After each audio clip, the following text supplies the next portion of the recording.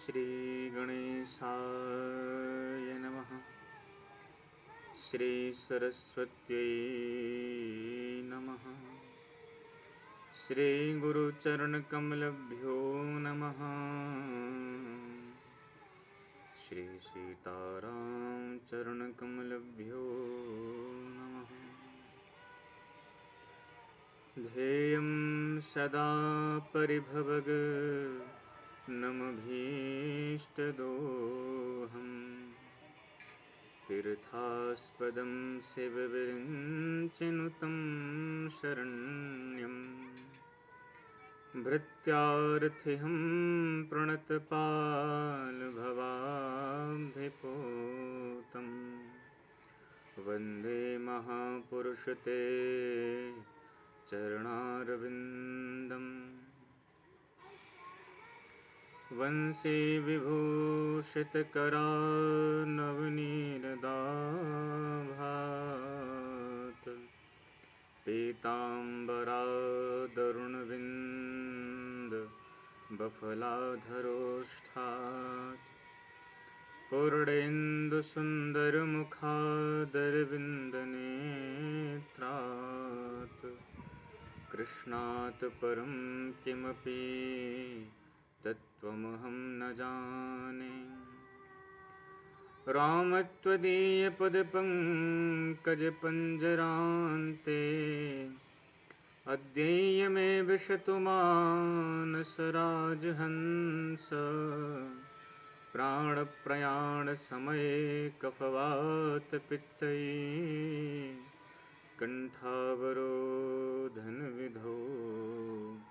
स्मरणं कुतस्ते।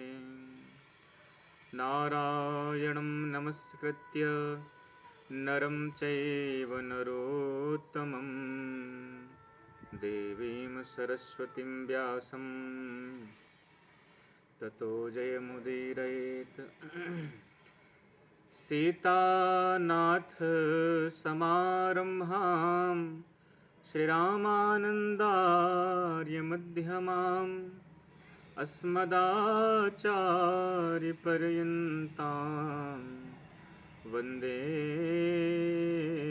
गुरुपरम्पराम्। गौराङ्गं रसमयं नित्यं रसाचार्यं रसोत्सुकं। श्रीरामहर्षणदेवाख्यं सद्गुरुं प्रणमाम्यहम्। जय जय श्री राधारमण।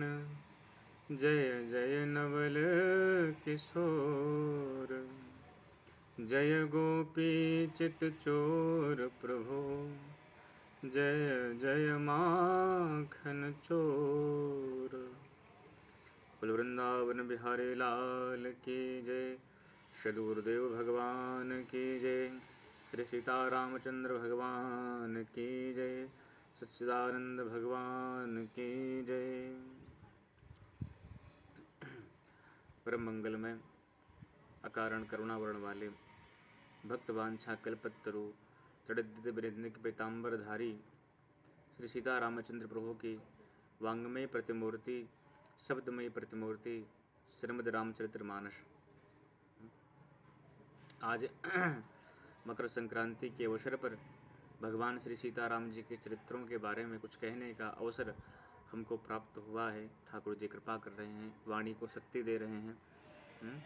तो कुछ कहने का भाव बना है मानस जी पर। और जब तक ये प्रक्रिया, ये क्रम आज से स्टार्ट कर रहे हैं, भगवान चाहेंगे तब तक चलेगा। तो रामचरितमानस पर कुछ चर्चा की जाए, उससे पूर्व 2 मिनट भगवान श्री सीताराम जी के नाम का संकीर्तन कर लें, फिर जैसी ठाकुर जी प्रेरणा करेंगे उस हिसाब से हम भगवान की कथा में प्रवेश करेंगे।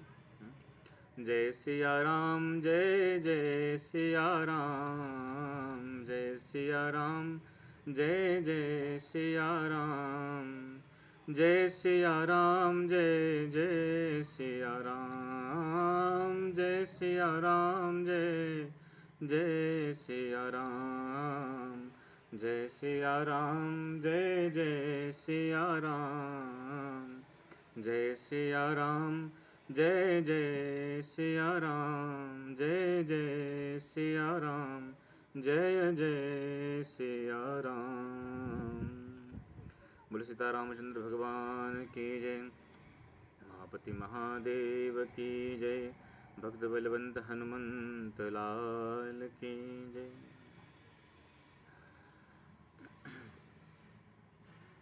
कि पूछूं रघुपति कथा प्रसंगा, सकल लोक जग पावनी गंगा।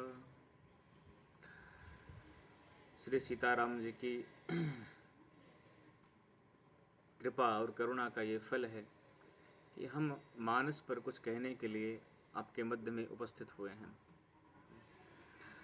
भगवान की जो कथा है, भगवान का जो चरित्र है, वो कैसी है? तो कहते हैं कि राम कथा जग पावनी गंगा। ये समस्त जगत को, समस्त लोगों को पवित्र करने वाली जो पतित पावनी श्री सुरसरी श्री गंगा जी हैं, उनकी उपमा दी है गोस्वामी जी ने। कहते हैं सकल लोक जग पावनी गंगा।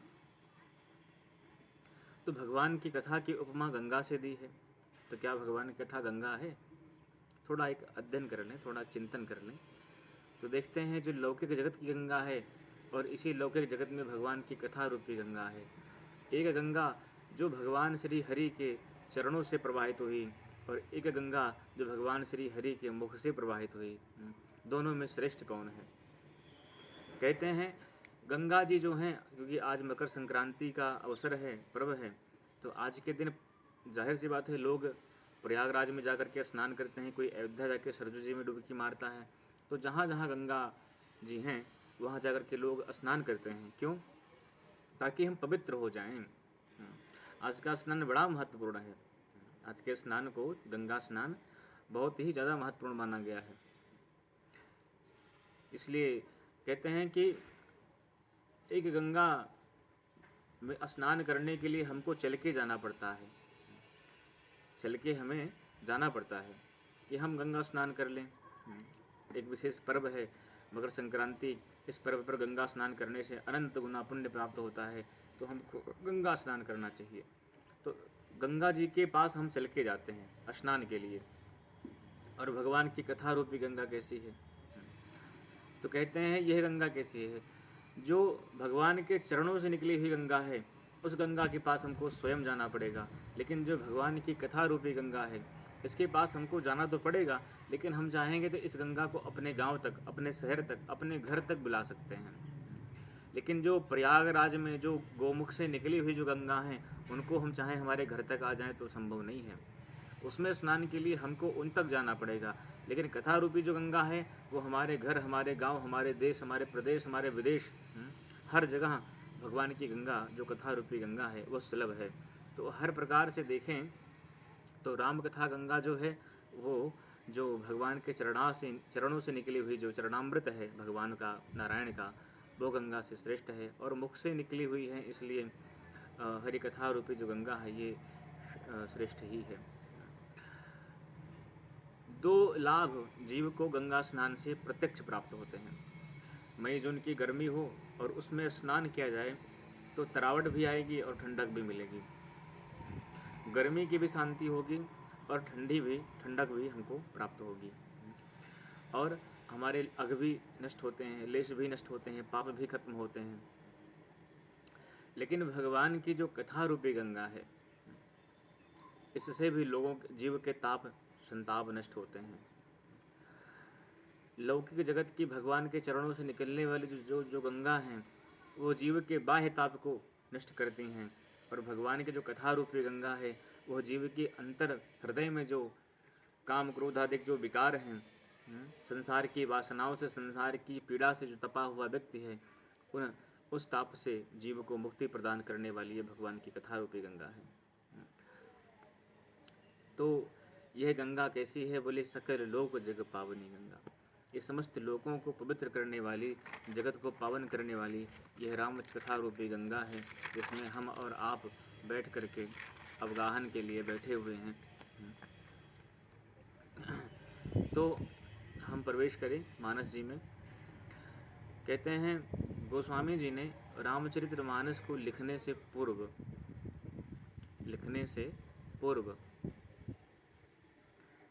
उन्होंने, किसी ने कहा कि महाराज इतनी सुंदर रामचरितमानस गोस्वामी जी लिखने जा रहे हैं, तो कम से कम राम शब्द से प्रारंभ तो करेंगे ही, राम शब्द से प्रारंभ होगा मानस का। लेकिन नहीं, गोस्वामी जी ने राम शब्द से प्रारंभ नहीं किया। किससे किया? कहते हैं वर्णानाम अर्थ संघानाम रसानाम छंदसामपि मंगलानाम च कर्तारो वंदे वाणी विनायको। बड़ी सुंदर बात कह रहे हैं कि गोस्वामी जी ने रामचरितमानस का प्रारंभ वर्ण शब्द से किया है। वर्णा नाम अर्थ संघा नाम, वर्ण शब्द से मानस का प्रारंभ हुआ है। वर्णा नाम अर्थ संघा नाम, तात्पर्य क्या है कहने का? मानस का प्रारंभ वर्ण शब्द से हुआ है और मानस का अंत किससे हुआ है? तो कहते हैं मानवा शब्द से हुआ है। ते संसार पतंति घोर किरणैः दह्यन्ति नो मानवाः। तो मानस का जो अंत है वो मानवा से है और मानस का जो प्रारंभ है वो वर्ण से है। तात्पर्य कहने का है कि रामचरितमानस किसी व्यक्ति विशेष का ग्रंथ नहीं है, किसी जाति या संप्रदाय का ग्रंथ नहीं है, केवल हिंदुओं का ही ग्रंथ नहीं है रामचरितमानस। केवल ब्राह्मणों का इस पर अधिकार नहीं है, केवल क्षत्रियों का इस पर अधिकार नहीं है, वैश्यों का, शूद्रों का ही अधिकार नहीं है। इस रामचरितमानस पर समस्त मानव जाति का अधिकार है। इसलिए वर्ण मतलब होता है जाति, मानवा माने होता है मानव। जितनी भी जाति में लोगों का जन्म हुआ है, जो मानवों में जिनकी गिनती होती है, जो समस्त संसार में जो मानव हैं, वो चाहे पुरुष हो, चाहे स्त्री हो, चाहे नपुंसक हो, चाहे चराचर में कोई भी मनुष्य हो, उन सबके कल्याण के लिए रामचरितमानस लिखी गई है। लोग मानस पर जब सवाल उठाते हैं तो बड़ा विचित्र लगता है। कहते हैं कि मानस में जो है संसार को, समाज को विखंडित करने के लिए गोस्वामी जी ने लिखा है। लेकिन इस शब्द प्रारंभ में ही गोस्वामी जी ने कह दिया, वर्णानाम, प्रारंभ वर्ण से किया कि प्रत्येक वर्ण के लिए, प्रत्येक जाति के लिए ये रामचरितमानस उपयोगी है। कोई ब्राह्मणों के लिए ही नहीं, कोई हिंदुओं के लिए ही नहीं, मुसलमान भाई भी इसको बड़े प्रेम से पढ़ सकते हैं। उनको जो सारी चीज़ें लगे वो इसमें से ले लें, अपने जीवन में उतारें और उनका कल्याण होगा। तो वर्णानाम अर्थ संघानाम, कहते हैं कि मानस समस्त मानव समाज के लिए है, समस्त विश्व के लिए है ये रामचरितमानस। तो वर्णानाम अर्थ संघानाम रसानाम छंदसामपि, वर्ण, अर्थ, रस और छंदों के जो समूह हैं, उनकी जो अधिष्ठात्री देवी हैं वो सरस्वती मैया को मैं प्रणाम करता हूँ। और जो मंगलों के कर्ता हैं, जो मंगल करने वाले हैं, गणपति महाराज, उनको मैं प्रणाम करता हूँ। किसी ने बड़ी सुंदर बात कही कि महाराज प्रथम पूज्य तो गणेश जी महाराज हैं और आपने पहले ही वंदना में कह रहे हैं कि वंदे वाणी विनायको, तो पहले वाणी की वंदना क्यों कर रहे हैं? देखिए, आज का जो समाज है ना, वो हमारे सनातन धर्म पर, हिंदू धर्म पर, सनातन धर्म पर बहुत आक्षेप लगाता है कि सनातन धर्म में महिलाओं को सम्मान नहीं मिलता था, महिलाओं को आदर नहीं मिलता था, उनका बड़ा शोषण था, उनको कोई इज्जत नहीं मिलती थी। लेकिन गोस्वामी जी जानते थे कि भविष्य में इस तरह के सवाल उठेंगे, इसलिए भी उन्होंने पहले क्या किया, बोले लेडीज फर्स्ट। इसलिए पहले विद्या बुद्धि की देवी जो सरस्वती माता हैं उनको प्रणाम किया। वंदे वाणी फिर विनायक को, पहले वाणी को फिर विनायक को प्रणाम कर रहे हैं। वाणी को की लेडीज फर्स्ट, क्योंकि वाणी की कृपा के बिना हम इस इतने सुंदर रामायण लिख ही नहीं सकते हैं। तो वंदे वाणी विनायको। दूसरी बात भैया, कहते हैं कोई भी व्यक्ति हो, कितना भी सुंदर बन जाए, कितना भी दिव्य बन जाए, कितना भी अच्छा लगने लगे, शक्ल से, शरीर से दिव्य हो जाए, सुंदर हो जाए, लेकिन उसकी भाषा यदि सुंदर नहीं है, उसका स्वभाव यदि सुंदर नहीं है, उसकी वाक शैली यदि सुंदर नहीं है, तो शरीर से भले सुंदर हो सकता है, लेकिन इंसान सही नहीं हो सकता है।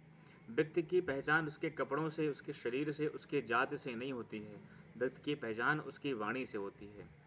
व्यक्ति की पहचान उसके शब्दों से होती है कि कैसा इंसान है, किस प्रकार के शब्दों को बोल रहे हैं हम। ये जब व्यक्ति सुनता है तब कहता है कि हाँ भाई, पढ़ा लिखा आदमी है, कोई समझदार व्यक्ति है, जिसको बात करने का तरीका है, सलीका है कि कैसे अपनी बात 10 लोगों के मध्य में रखनी चाहिए, किस प्रकार से अपने से, बड़ों से और छोटों से बात करना चाहिए। उसका एक तरीका है, सलीका है, उसका शहूर है उसको बात करने का। तो मानस को वाणी से प्रणाम किया गोस्वामी जी ने इसलिए भी कि हे भगवती, आपकी कृपा के बिना मैं मानस नहीं लिख सकता हूँ, इसलिए भी